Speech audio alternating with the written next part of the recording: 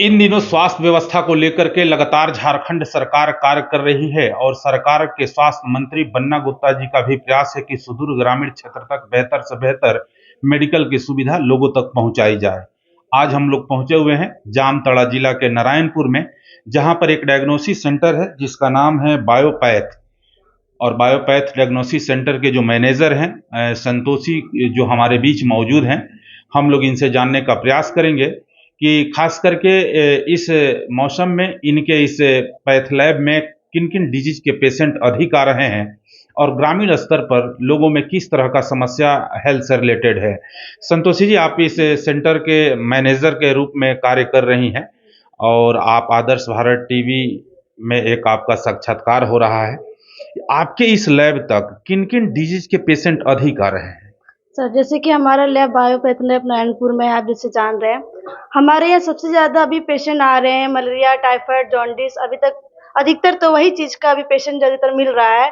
फिर हमारे यहाँ सारा चीज़ का ब्लड टेस्ट का सुविधा है, अल्ट्रासाउंड का सुविधा है, ईसीजी, एक्सरे, डिजिटल एक्सरे का सुविधा है। हम लोग 24 आवर पेशेंट को हर चीज़ का सुविधा देते हैं।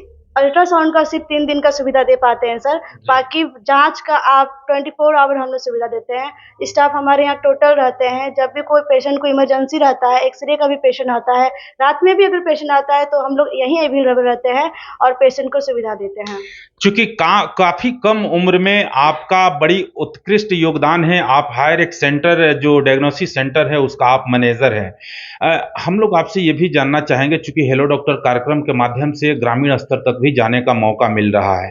आज भी ग्रामीण स्तर पर जो लोग हैं अपने स्वास्थ्य के प्रति उतना सजग नहीं रहते हैं। जब भी किसी प्रकार का समस्या होता है वो ग्रामीण स्तर पर मेडिकल स्टोर से दवा खरीद कर खाना शुरू कर देते हैं। एक मैनेजर होने के नाते डायग्नोसिस सेंटर के, आप वैसे लोगों को क्या सुझाव देंगी जो अपने स्वास्थ्य के प्रति सजग नहीं रहते हैं, उन्हें क्या सुझाव देंगी? सबसे पहले तो हम पेशेंट को बोलेंगे, सर आप जाके मरीज को बोलेंगे आप जाके पहले डॉक्टर को दिखाइए। बिना अपने खुद से जाकर मेडिकल में दवाई नहीं लीजिए। पहले आप जांच करवाइए, आपको दिक्कत क्या चीज़ की है, क्या चीज़ का दिक्कत नहीं है। ऐसे बहुत सारे मरीज होते हैं जो डायरेक्ट मेडिकल में जाते हैं और कहते हैं मुझे दवाई दीजिए, मेरा तबीयत खराब है। उस अनुसार उनका सही से ट्रीटमेंट नहीं हो पाता है, उनका क्या है, क्या दिक्कत है वो पता नहीं चलता है।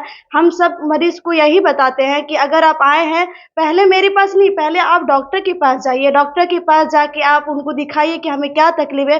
डॉक्टर जाँच लिखेंगे, उस अनुसार हम आपका जाँच करके उसके बाद आपका ट्रीटमेंट चला, उसके बाद आप दवाई लीजिए। अगर आप डायरेक्ट दवाई लेते हैं तो वो बहुत हानिकारक होते हैं मरीजों के लिए। संतोषी जी, आप युवा हैं और हेल्थ के सेक्टर में कार्य कर रही हैं। एक जो डायग्नोसिस सेंटर है उसका आप मैनेजर भी हैं। हम लोग आपसे ये भी जानना चाहेंगे, चूंकि डॉक्टर को सेकंड गॉड के रूप में माना जाता है, लेकिन वर्तमान परिवेश में यह देखा जा रहा है कि मेडिकल के प्रोफेशन भी कमर्शलाइजेशन की तरफ बढ़ते जा रहा है।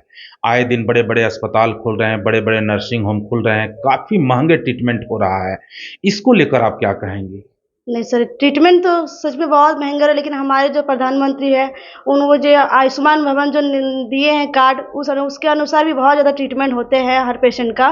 लेकिन जैसे प्राइवेट हॉस्पिटल होते हैं, बड़े बड़े नर्सिंग होम रहते हैं, वहाँ जितने की जांच मतलब होते हैं कि थोड़ा डिस्काउंट कर दे। गरीब पेशेंट है, आधार कार्ड उसके जो होता है, पैन कार्ड जो लागू किए जाते हैं, उस अनुसार तो हम मंत्री को यही कहेंगे, प्रधानमंत्री हमारे जो है कि हर पेशेंट को अच्छी सुविधा दी जाए। सरकारी हॉस्पिटल में ऐसी सुविधा दी जाए कि हमें मतलब प्राइवेट जाने की इतनी आवश्यकता ना हो। हर एक चीज़ हमें अगर सरकारी हॉस्पिटल में प्राइवेट अच्छे जगह से मुझे मिले जाए कि हाँ, मुझे यहाँ पे अच्छा ट्रीटमेंट मिल रहा है, उस ज़रिए हम अच्छे अपना पेशेंट का केयर कर पाएँ। बस वही सब। अगर प्राइवेट में भी, अगर सरकारी में वो इलाज नहीं हो रहा है सर, हमको प्राइवेट जाना पड़े। प्राइवेट में बहुत ज़्यादा, हाँ ये भी बात सही है, बहुत ज़्यादा जितना बिल नहीं होना चाहिए उसके अनुसार डबल बिल बनते हैं, जो कि गरीब पेशेंट नहीं दे पाते हैं सर। चलते चलते अंतिम सवाल एक आपसे हम लोग लेंगे। आप जिस डायग्नोसिस सेंटर के मैनेजर के पद पर रहकर सेवा दे रहे हैं, इस सेंटर पर लोगों को, मरीजों को किस तरह की सुविधाएं और कौन कौन सी सुविधाएं उपलब्ध कराई जाती हैं?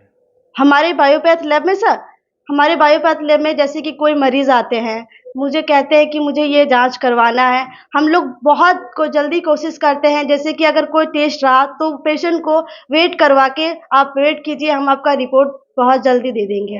हम लोग वेट नहीं करवाते सर कि आपका रिपोर्ट शाम में देंगे या कल देंगे। हम लोग बहुत जल्दी कोशिश करते हैं कि पेशेंट का रिपोर्ट जल्दी से जांच करके, अच्छे से जांच करके पेशेंट को जल्दी से रिपोर्ट दे पाए ताकि उनका अच्छा से ट्रीटमेंट हो। और एक्सरे भी हम लोग के में पेशेंट में आते हैं सर, डिजिटल एक्सरे भी हम लोग का सुविधा है।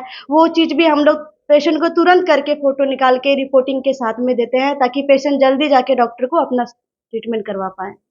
निश्चित तौर पर ये थी संतोषी जी, जो कि ये एक हायर सेंटर के यहाँ पर मैनेजर हैं और इनके इस सेंटर के माध्यम से, पैथ लैब के माध्यम से जो भी सुविधाएं दिया जाता है, इन्होंने बताया। संतोषी जी का कहना है और डायरेक्ट प्रधानमंत्री से आग्रह है कि जो आपका आयुष्मान भारत कार्ड के माध्यम से जो स्वास्थ्य लाभ लोगों को मिलता है, काफ़ी सराहनीय सरकार का प्रयास है।